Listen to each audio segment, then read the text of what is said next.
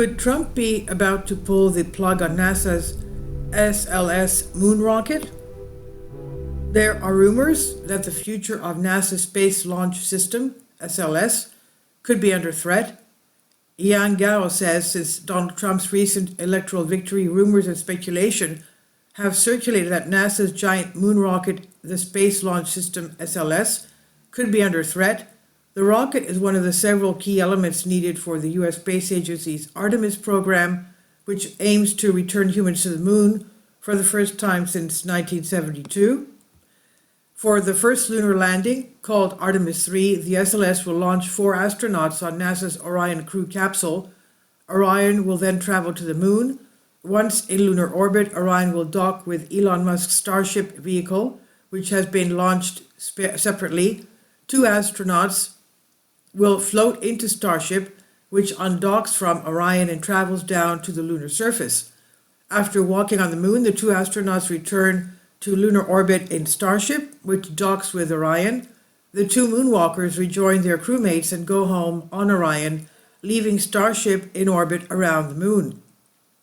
The U.S. space journalist Eric Berger recently posted on X, "To be clear, we are far from anything being settled, but based on what I'm hearing, it seems at least 50-50 that NASA's Space Launch System, SLS rocket, will be cancelled."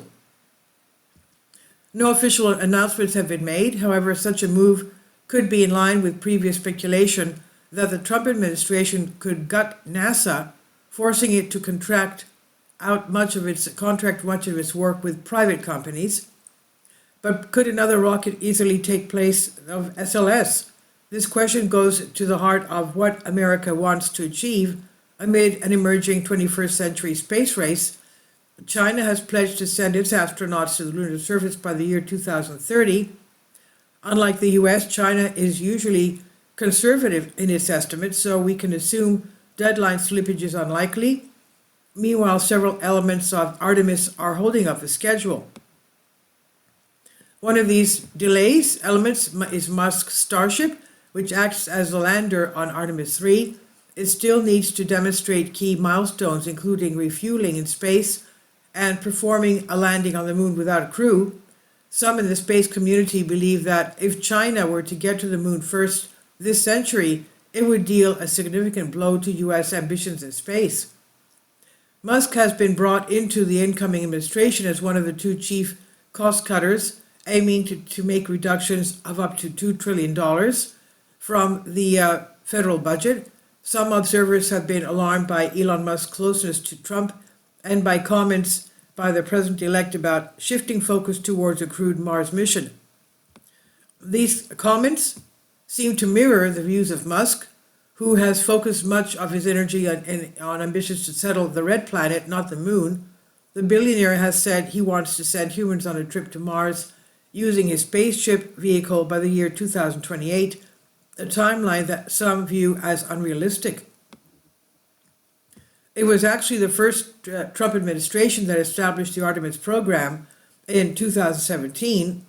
After initial missions on the lunar surface, the program aims to establish a permanent base where astronauts can learn how to live and work on the moon, carrying out cutting-edge research. However, the schedule has been slipping. U.S. astronauts were to have landed on the moon this year.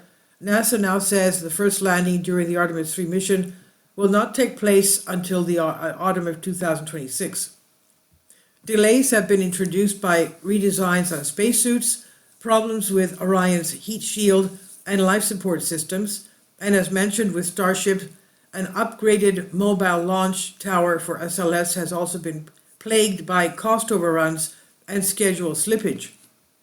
Notably, an element that is not contributing to delays is the SLS, which performed very well during Artemis 1 mission in 2022. Many billions of dollars have already been invested in designing and building the SLS and associated infrastructure at NASA's Kennedy Space Center in Florida.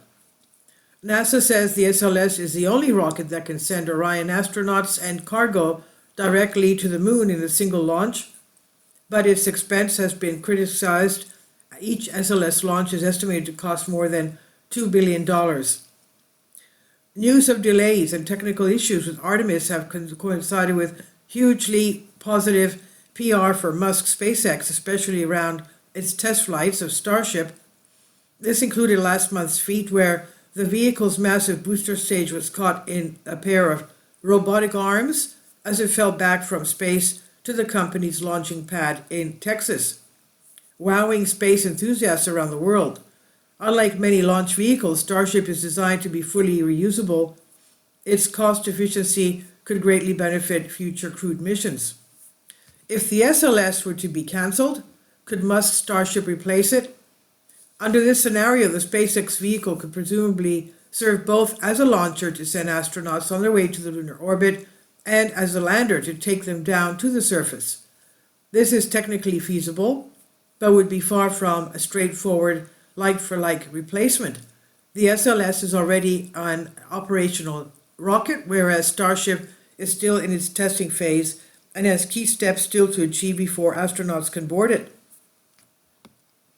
Another SpaceX rocket that has previously been touted as a contender to launch Orion is the Falcon Heavy. However, engineers would need to modify both the rocket and procedures for assembly and launch. This would carry many uncertainties, and with it the risk of further significant delays to the Artemis schedule. This all suggests that there is not a lot of time to make major changes to NASA's moon program if the US is to get ahead of its 21st century space race. Rocket launches require specific designs to meet mission requirements, as well as extensive planning for carrying astronauts, spacecraft, and payloads. The aims of Artemis are not just to land astronauts on the moon, but to be able to land in a variety of regions on the lunar surface, including the relatively unexplored South Pole. The planning and development required is hugely complex and ambitious. It remains to be seen whether SpaceX or any other commercial launch companies are ready for such a major undertaking and commitment. With tens of billions of dollars already invested in the SLS, it does not seem economically beneficial to completely scrap the rocket, as indicated by NASA's willingness to seek an innovative approach and work with commercial companies on future Artemis missions. There could be other ways for commercial space players to get involved. It's understandable for the incoming Trump administration to raise questions and query cost models in NASA programs, but it would be advisable for them to carefully consider the trade-offs before making decisions with such wide-ranging consequences. It might fall down to whether the priority is winning the new space race.